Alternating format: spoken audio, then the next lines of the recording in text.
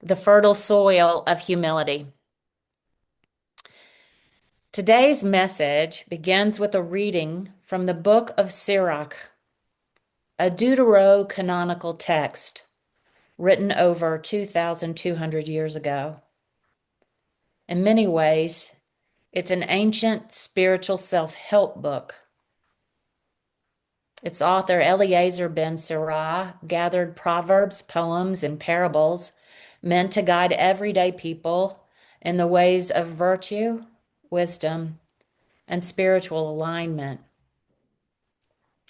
In this passage, Sirach urges us to cultivate humility, not as a posture of weakness, but as self-awareness that deepens relationship with others and with God.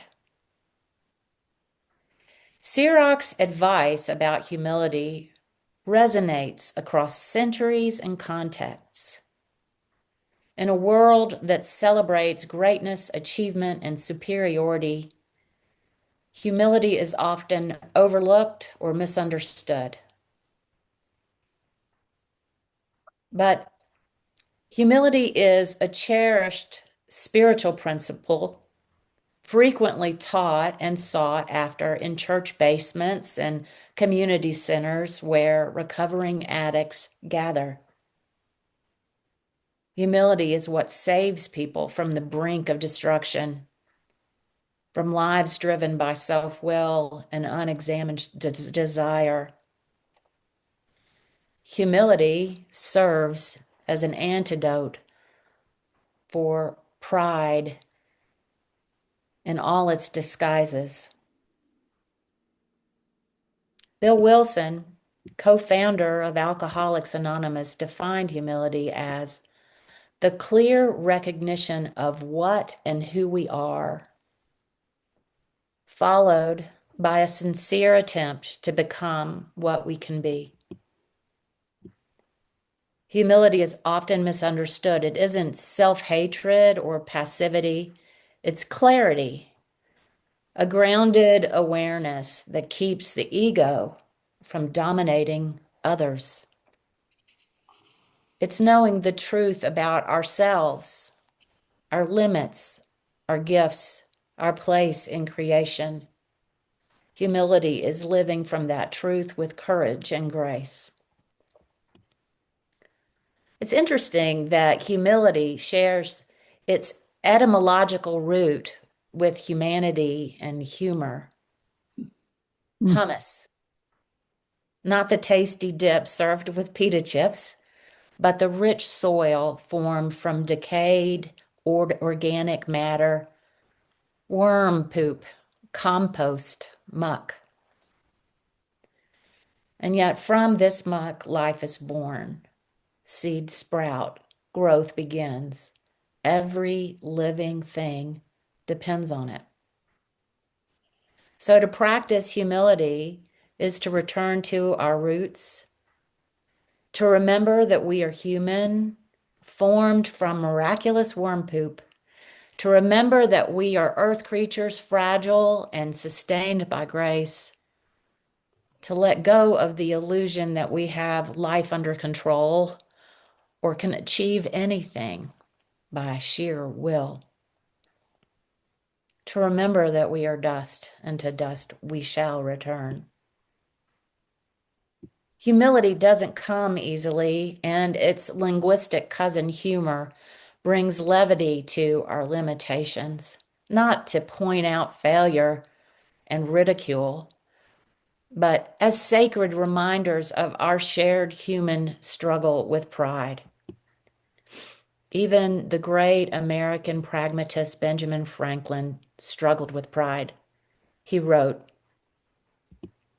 "In reality, there is perhaps not one of our natural passions so hard to subdue as pride. Disguise it, struggle with it, beat it down, stifle it, mortify it as much as one pleases. It is still alive and will every now and then peep out and show itself." For even if I could conceive that I had completely overcome it, I should probably be proud of my humility. That's the paradox.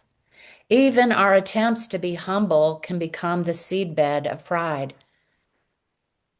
Human will wrestles with itself, trying to conquer pride by force of effort, but pride isn't something we can destroy by willpower alone. And here's the trouble. We need pride. It gives us voice, strength, and drive. It pushes us to speak up, survive, and create. But left unchecked, it becomes addictive. We get a taste and we crave more. As St. Augustine said, pride turns angels into devils. So pride needs to be reined in, not destroyed. But humility too can be distorted, especially when it's weaponized to silence the marginalized.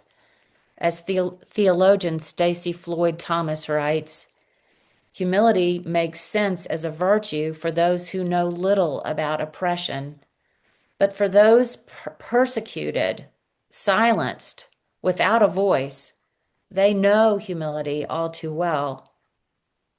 Each of us is called to practice humility, yes, but also holy pride, to stand tall in our God given worth, and to lift up those who have already been cast low by injustice.